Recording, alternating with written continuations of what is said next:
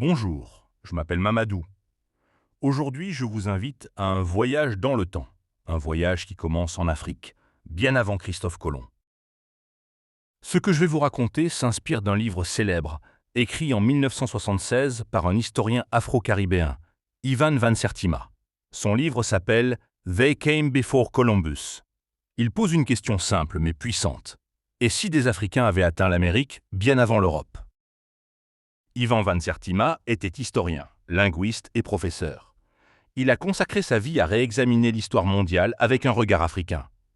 Son objectif n'était pas de créer un mythe, mais de poser des questions à partir de faits archéologiques, culturels et historiques. L'Afrique n'est pas une terre vide de passé. Elle abrite certaines des plus anciennes civilisations du monde, l'Égypte, la Nubie, les royaumes du Sahel et plus tard, l'Empire du Mali. Ces sociétés maîtrisaient l'astronomie, l'agriculture, la navigation et le commerce à longue distance. Van Sertima évoque un premier contact possible vers 800 avant notre ère. À cette époque, des Africains de Nubie gouvernaient l'Égypte. Avec des marins phéniciens, ils auraient exploré l'Atlantique à la recherche de métaux et de nouvelles routes.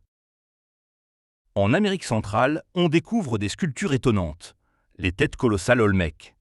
Leur apparence intrigue, très larges, nez aplati, lèvres épaisses.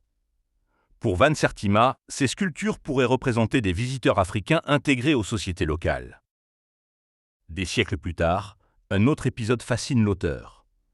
Au XIe siècle, l'empereur du Mali, Abou Bakari II, aurait quitté son trône pour traverser l'océan Atlantique. Il ne reviendra jamais. Mais son voyage reste gravé dans la mémoire orale africaine. Le livre évoque aussi des échanges possibles: plantes, techniques agricoles, savoir-faire. Bananiers, coton, calebasse. Ces éléments posent une question essentielle. Les civilisations anciennes étaient-elles plus connectées que nous ne le pensons? Le message principal de Van Sertima est clair.